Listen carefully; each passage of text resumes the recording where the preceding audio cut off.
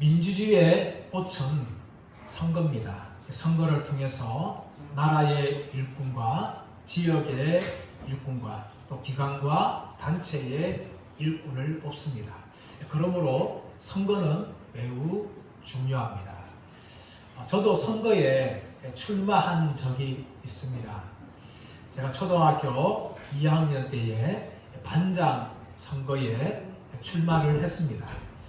그런데 제가 원해서 출마를 한 것은 아니고 제 친한 친구가 추천을 하여서 반장 선거에 나가게 되었습니다. 그 친구와 놀던 중에 어느 날 친구가 그랬습니다. 윤호야, 이제 곧 반장 선거가 있는데 내가 너를 반장 후보로 추천할 거야. 그렇게 말하였어요.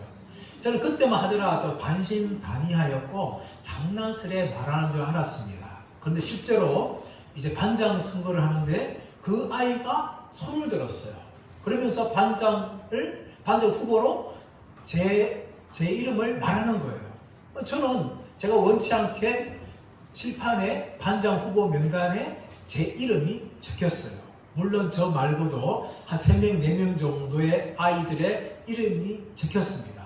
그렇게 이름을 적은 후에 이제 반장 선거를 하였습니다. 반장 선거의 결과가 어떻게 되었을까요? 제가 몇 표나 나왔을까요? 우리 선거인들 어떻게 생각하실까요? 당첨됐을까요? 네. 당선? 야, 너무 감사합니다. 그런데 너무나 이 당선과 거리가 먼 뜻밖의 표수가 나왔어요. 0표가 아니라 1표. 저는 양심상 저를 못 썼습니다. 그러나 저를 추천한 친구가 의리를 지키면서 그 친구가 제 이름을 쓴 거예요. 그래서 다행히 0표가 아니라 1표, 제일 꼴찌로 이제 이름이 적혔습니다. 저는 그 후로 참 선거 나가는 게 한편으로 두려움이 생겼어요. 그래서 선거에 대한 이 트라우마라고 이야기하죠. 오늘 본문의 말씀은 가룟 유다의 대신에 마띠아를 교회가 사도로 뽑는 그런 사건을 보여주고 있습니다.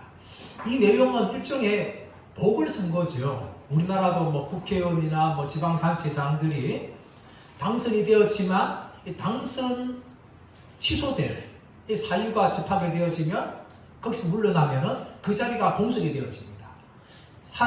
다른 사람을 대신하여 뽑는 선거를 보궐선거라고 하는데 그 보궐선거는 앞에 당선인의 기간만큼만 그렇게 하는 것이 이 보궐선거입니다.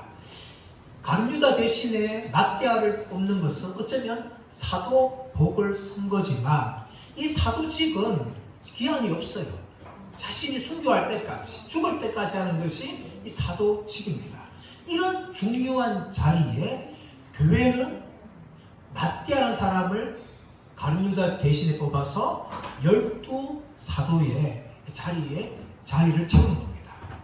교회도 마찬가지입니다. 교회도 중직자 선거를 하는데 중직자 선거는 참 너무나 중요합니다. 중직자가 뭐가 중요해요?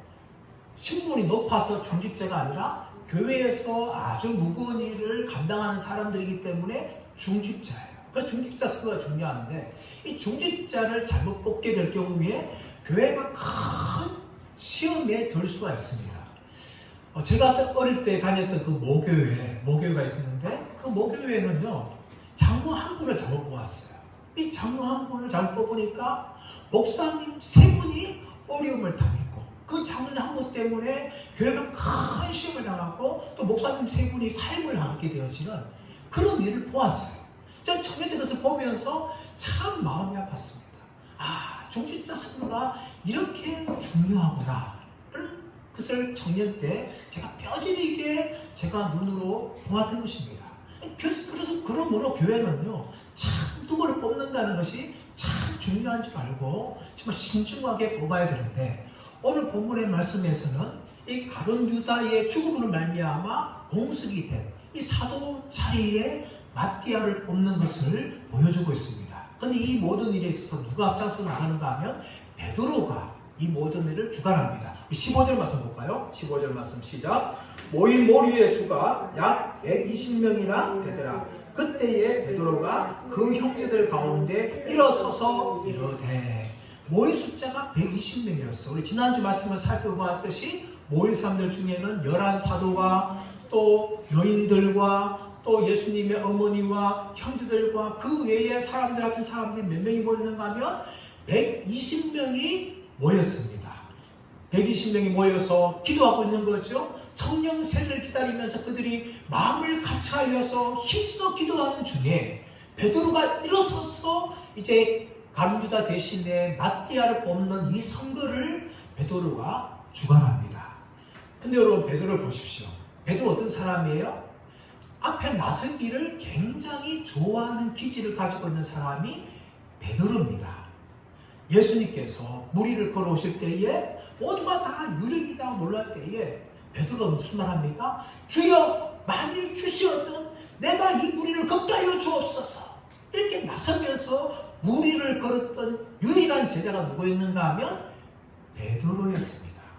가이사라 빌립보에서 예수님께서 너희는 나를 누구라 하느냐 이렇게 질문할 때 베드로가 나서가지고 주는 그리스도시요 살아계신 하나님의 아들입니다 라고 그렇게 고백했던 사람이 베드로였어요. 이처럼 베드로는 무엇을 하든지 나서기를 좋아했죠.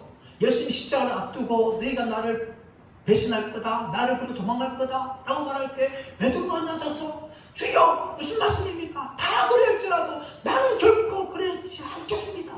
그렇게 큰 소리 치면서 호언장담했던 사람이 베드로였어요. 이 베드로의 기질상 다른 제자들보다 앞서서 모든 일을 하기를 원하는 것이 베드로였는데, 오늘 본문에서는 사실 베드로가 이렇게 하기가 결코 쉽지 않았습니다. 왜 그럴까요?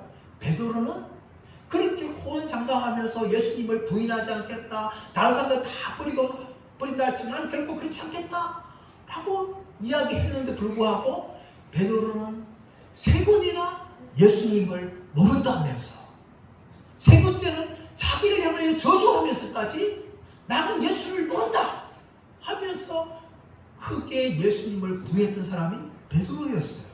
그렇다면 베드로는요 너무나 창피한 거 아닙니까? 자신의 과거를만 생각하면 앞에 나서서 모든 일을 주도하기가 너무나 부끄러운 사람인데, 오늘 15절 말씀에서는 이 사도 선거를 하는 데 있어서 누가 주도하고 있는가 하면 베드로가 주도하고 있는 것을 보여주는 거예요. 그렇다면 베드로에게 어떤 변화가 있었습니까? 베드로는 예수님을 부인하였습니다. 3번을 부인하였어요. 그러나 예수님께서 3일 만에 죽음 가운데 부활하신 불구하고 베드로는 낙심하고 고기를 잡으러 갈릴리 호수로 갔어요. 그리고 고기를 잡고 있었어요. 그때 부활하신 예수님께서 베드로를 찾아가십니다. 베드로를 찾아가셔서 베드로를 향하여 묻는 거죠. 베드로야, 너는 나를 사랑하느냐? 내 양을 먹이라. 너는 나를 사랑하느냐? 내 양을 치라. 너는 나를 사랑하느냐? 내 양을 먹이라. 이렇게 3번씩이나 예수님께서 베드로에게 물으심을 통하여 베드로가 과거 3번이나 예수님을 부인했던 것을 회복해 주십니다. 예수님의 사랑으로, 예수님의 관심을 가지고 그 상처 입은 베드로를 회복하셔서 다시금 사도의 자리로 불러주시고 사도의 사명을 감당하게 하셨어요. 그러므로 베드로는 과거에 아픔이 있었지만 이렇게 초대교회에 있어서 주도적인 일을 베드로가 하고 있는 것입니다. 근데 여러분, 이와 달리 가룟유다는 어떻게 합니까? 예수님을 은30 밟고 예수님을 팔았습니다. 그런데 가룟유다는 안타깝게 자살로 자신의 인생을 망하게 합니다.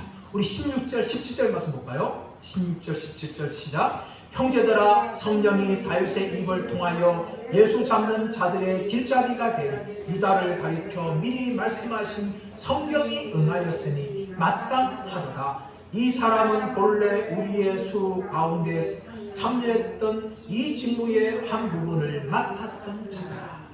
여러분, 가룟유다는 12사도 중에 한 명이었어요. 12제자 중에 한 명이었는데, 그런데 이 12제자 중에서 가룟유다는 무엇을 맡았는가 하면 돈을 맡았어요. 이 돈을 맡는다는 것은 다른 사람들에게 신뢰를 받는 사람이라는 거예요. 오늘날도 돈 함부로 안 맡깁니다.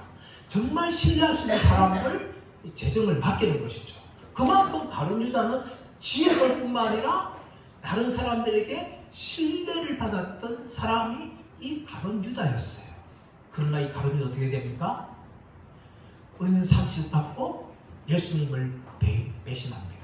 그리고 대장무리를 데리고 예수님이 겟세마네 동산에서 기도하고 있는 그 현장까지 데려옵니다.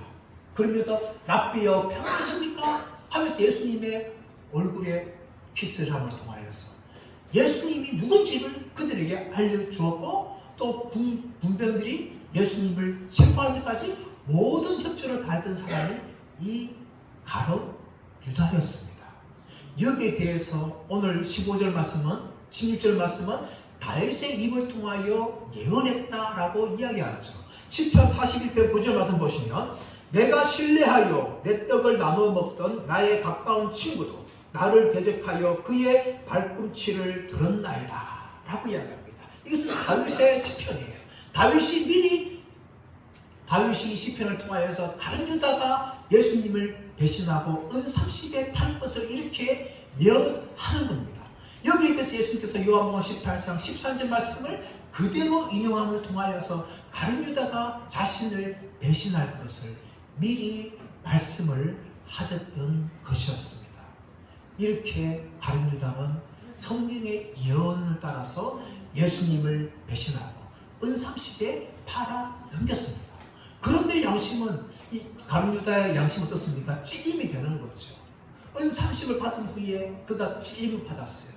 내가 무지한 자를 팔았구나 하면서 가룟 유다가 한 것은 예수님께 나아가서 회개한 것이 아니라 나무에 줄을 달아서 목을 메어 자살하는 것으로 그의 인생이 끝이 납니다.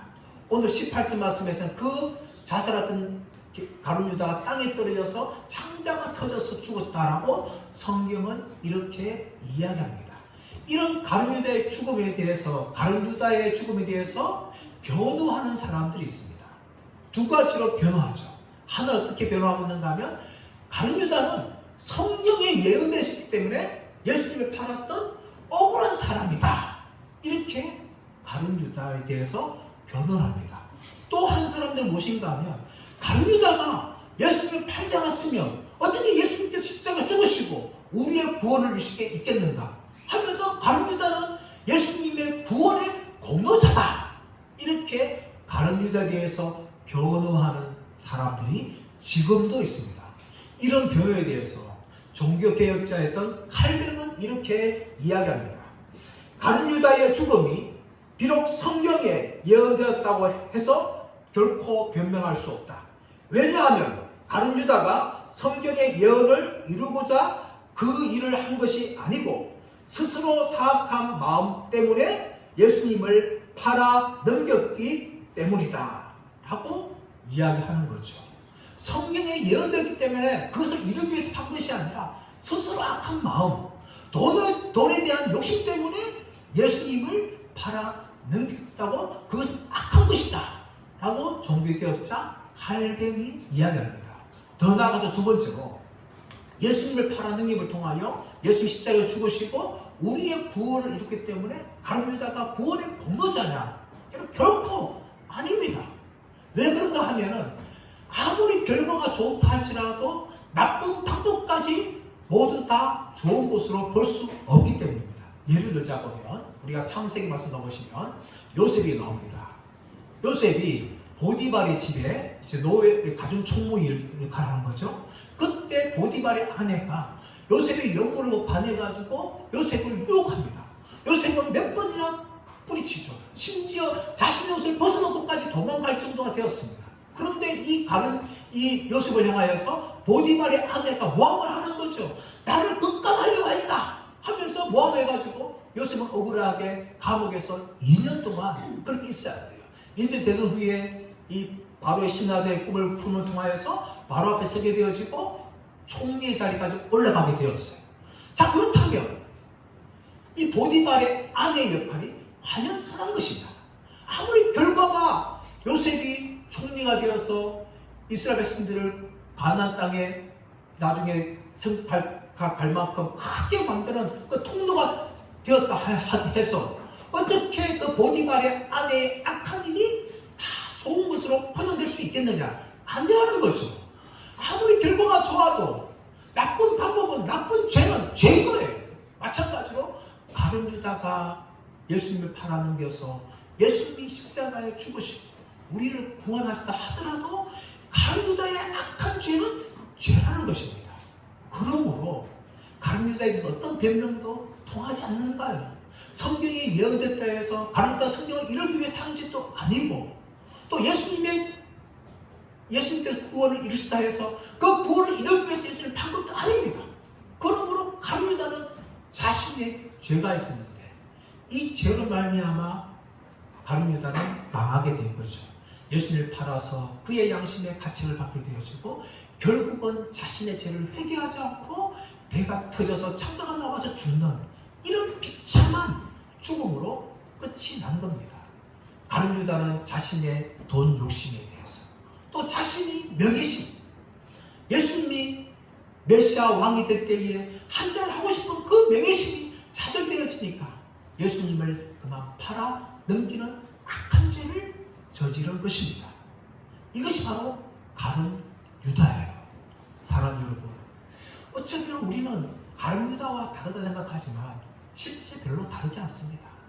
우리에게도 여전히 돈 욕심이 있어요.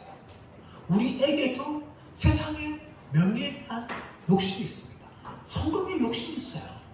누구나 없는 사람 누구 있습니까? 아무도 없어요. 저와 여러분 모두 다 세상에 대한 욕심이 있습니다. 돈 욕심도 있고 성공에 대한 욕심도 있습니다. 그런데 우리가 정말 가룟 유다가 되지 않고 베드로가 된 것이 얼마나 감사한지 모릅니다. 왜 우리가 베드로처럼 하나님의 은혜를 입었습니까?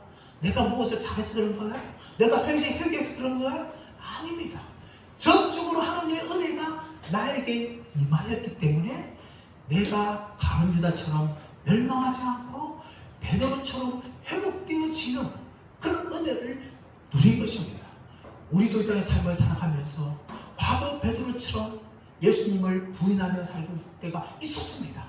그러나 하나님의 은혜가 우리에게 임하기 때문에 우리가 믿음이 때로는 떨어지고 또 믿음이 완전히 사라지는 그 순간에도 성령께서 붙잡아 주시고 지금까지 이끌어 가시고 앞으로 영원한 천국까지 이끌어 갈 줄 믿습니다. 그러므로 우리는 내가 내 자랑하는 것이 아니라 내 믿음 자랑하는 것이 아니라 내가 기도 얼마나 하는 것 자랑하는 것이 아니라 내가 성경 얼마나 읽어야 자랑하는 것이 아니라 오직 나에게 임하신 하나님의 은혜만을 자랑하며 나가는 저와 여러분 되시기를 예수님의 이름으로 축원합니다. 이제 초대교회는 마띠아를 뽑는 일을 본격적으로 하고 있는데 무엇보다 이 가룟 유다 대신에 사도가 될 자격에 대해서 두 가지를 이야기합니다. 우리 21절과 22절 말씀 읽겠습니다. 21절, 22절 시작. 이러함으로 요한의 세례로부터 우리 가운데에서 올려져 가신 날까지 주 예수께서 우리 가운데 출입하실 때에 항상 우리와 함께 다니던 사람들 중에 하나를 세워 우리와 더불어 예수께서 부활하심을 증언할 사람이 되게 하여야 하리라 하거늘. 아멘. 12사도가 될 자격이 두 가지가 나오는데 하나는 21절에 말한 것처럼 요한의 세례로부터 예수님이 성천할 때까지 주 예수께서 우리 가운데 다닐 때에 항상 자신들과 함께 다녔던 사람들. 다시 말하면 예수님의 말씀을 듣고 예수님의 죽음을 보고 예수님의 부활을 보고 예수님의 성천 때까지 같이 다녔던 사람들 중에 한 사람이 사도가 되어야 된다. 다른 것을 이야기하고 22절 또 중반기에 말씀 보시면 예수님의 죽으심과 부활에 대해서 증언할 사람이 사도라는 거예요. 이 두 가지를 볼 때에 사도 바울은 12사도에 들어갈 수가 없는 이방인의 사도입니다. 어떤 학자들은 마띠아 대신에 사도 바울을 뽑아야 된다 그렇게 말하는 사람들이 있는데 근데 이 두 가지 보면은 사도 바울은 예수님께서 죽으시고 부활하시고 성천하신 것을 보지 않았어요. 그렇죠? 예수님 성천하신 후에 다메섹을 가고 있는 사도 바울을 예수님이 부르신 것이지 예수님이 말씀하시는 것들, 예수님이 죽으신 것, 부활하신 것, 성천하신 것을 이 사도 바울은 본 적이 없어요. 그러면 사도 바울은 12사도가 아닌 이방인의 사도라는 것을 볼 수가 있습니다. 이 두 가지의 자격에 따라서 이제 12사도 중에 한 명을 뽑아야 되는데 후보를 두 사람을 추천합니다. 23절 말씀 볼까요? 23절 시작. 그들이 두 사람을 내세우니 하나는 바사바라고도 하고 별명은 유수드라고도 하는 요셉이요 하나는 마띠아라. 두 사람을 이제 추천을 해서 한 사람은 바사바라고도 하는 별명은 유수드라고 하는 요셉이다. 또 한 사람은 마띠아다. 이렇게 이야기합니다. 이 바사바라는 것은 안식일의 아들이라는 의미를 가지고 있고 유스도라는 이름은 그 당시에 많은 사람들이 가지고 있던 사람이었고 또 히브리 말로는 또 요셉이라고 하는 이름을 가지고 있는 사람이었어요. 이런 사람의 반면에 마띠아는 그냥 마띠아인 거예요. 바사바는 안식일의 아들 이런 의미를 가지고 있어요. 안식일에 태어났든지 안식일에 예배를 좋아하는 사람이 잘 모르겠지만 이 바사바라는 이름을 가지고 있고 그에 대해서는 유수도 또 요셉이라면서 자세하게 설명합니다. 근데 마띠아는 하나님의 선물이라는 의미를 가지고 있지만 그냥 마띠아라고 이야기하고 있어요. 그렇다면 왜 23절에서는 이렇게 바사바에 대해서는 이름을 3번이나 이야기할 만큼 자세하게 설명하고 마띠아는 한 번만 이야기했느냐? 여기에 대해서 또 이유가 있는 거예요. 아마 11사도는 이 마띠아 대신에 바사바라는 사람을 뽑고 싶을지도 모릅니다. 또 바사바는 또 그 당시에 120명 사람들이 많이 알고 있을 정도로 유력한 사람이라고도 볼 수가 있습니다. 그렇다면 스펙적으로 볼 때에 또 인간적으로 생각해 보면 바사바가 뽑히는 게 너무나 합당하다고 생각할 수 있습니다. 근데 결과는 뭐예요? 바사바 대신에 마띠아가 뽑히는 거죠. 근데 이 일을 위해서 교회가 한 일이 있습니다. 그것은 무엇인가 하면 하나님 앞에 간절하게 기도하는 거예요. 24절 말씀 볼까요? 24절 시작. 그들이 기도하여 이르되 무사람의 마음을 아시는 주여 이 두 사람 중에 누가 주님께 택하신 바 되어 라고 이야기합니다. 그들이 합심하여 기도했어요. 하나님 이 두 사람 중에 누구를 뽑으면 되겠습니까? 사실 마음적으로는 인간적으로 생각하면 이 바사바라는 사람을 뽑고 싶었을 거예요. 그만큼 유력한 사람이고 많은 사람 알고 있는 사람이기 때문에 이 바사바를 뽑고 싶었지만 그들은 기도했습니다. 하나님 뜻이 누구에 있는지를 구하기 위해서 그들은 간절하게 기도해서 나아갑니다. 어떻게 기도합니까? 주여! 주여라고 부르면서 기도하는데 주님이 어떤 분이 있는가 하면 무사람의 마음을 아시는 주여. 이 주가 누굴까요? 구약성경에서 주라는 것은 여호와 하나님만을 이야기하고 있는데 이 사도행전에서 주라는 것은 하나님께서는 두 번밖에 사용하지 않고 무려 87번을 예수님에 대해서 사용합니다. 그리고 1장 2절 말씀 보시면 주께서 택하신 자를 사도라 얘기하고 있고 또 누가복음 6장 13절에서는 12제자를 택한다 할 때 그 택하다는 단어가 오늘 말씀에 똑같이 택하다는 단어는 사용되는 거예요. 이것을 볼 때에 이 주라는 것은 여호와 하나님 말하는 것이 아니라 부활하시고 성천하신 예수 그리스도를 말하는 겁니다. 그 예수님이 바로 무사람의 마음을 아시는 하나님이라는 것을 이야기합니다. 이것을 볼 때에 예수님은 우리가 하나님 아버지께 기도할 때에 우리의 기도의 중보자가 되실 뿐만 아니라 예수님은 우리의 기도를 직접 들으실 수 있는 삼위일체 하나님 중에 한 분이라는 것을 우리가 알 수 있는 겁니다. 기도는요, 물론 대부분 다 하나님 아버지를 향해 기도하지요. 근데 여러분 우리의 기도는요, 예수님께도 기도할 수 있는 것이고 성령 하나님께도 기도할 수 있어요. 왜 그랬는가 하면 예수님도 성령님도 삼위일체 중에 한 분이기 때문이에요. 그러면 우리는 기도할 수가 있는 거죠. 스데반을 보십시오. 스데반이 돌로 맞아 죽어갈 때에 기도하죠. 주여 나의 영혼을 받아 주옵소서. 주여 이 죄를 저들에게 돌리지 마옵소서 라고 말하면서 스데반이 예수님을 향하여 부르짖는 기도의 내용이 나오고 있는 겁니다. 그러므로 우리는요, 얼마든지 예수님을 향하여 기도할 수가 있습니다. 오늘 본문에서도 사도들이 12사도 중에 한 명을 뽑기 위해서 예수님을 향하여 무사랑의 마음을 하시는 주여 라고 기도를 하고 있는 것을 볼 수가 있습니다. 이렇게 기도한 후에 여러분 이제 초대교회는 어떤 방법을 통해서 뽑는가 하면 제비뽑기라는 방식을 통하여서 뽑고 있습니다. 26절에서 볼까요? 26절 시작. 제비 뽑아 마띠아를 얻으니 그가 11 사도의 수에 들어가니라. 제비 뽑기 방식이 오늘 사용되고 있습니다. 제비 뽑기는 구약에서 흔하게 하나님의 뜻을 물을 때에 사용했던 방법이에요. 여호수아가 아이성 전쟁에 실패한 이유가 누구 때문인지를 찾기 위해서 제비를 뽑죠. 그때 결국은 아간이 뽑혔어요. 또한 요나서에서 풍랑이 있는데 이 풍랑의 책임이 누구의 죄 때문인지를 재뽑았는데 요나가 뽑힌 거잖아요. 또 구약의 제사장들이요, 그의 옷에 흉패에 우림과 둠림이라는 보석을 입는데 그 산을 뽑아가지고 빼서 하나님 뜻을 묻기도 하였습니다. 그만큼 구약에서는 제비뽑기 방식이 이 하나님의 뜻을 묻는 그런 방식인데 오늘 본문에서 제비 뽑는 방식을 통하여서 마띠아를 뽑는 일을 하고 있습니다. 물론 제비뽑기 방식이 오늘 사용될 수 있느냐? 그렇지는 않아요. 제비뽑기 방식을 해도 또 나쁜 것은 아닙니다. 오늘날도 어떤 교회에서 담임 목사님을 청빙하는데 후보를 3명 선정한다면 어떤 교회에서는 제비를 뽑아가지고 담임 목사를 뽑는 그런 교회도 있습니다.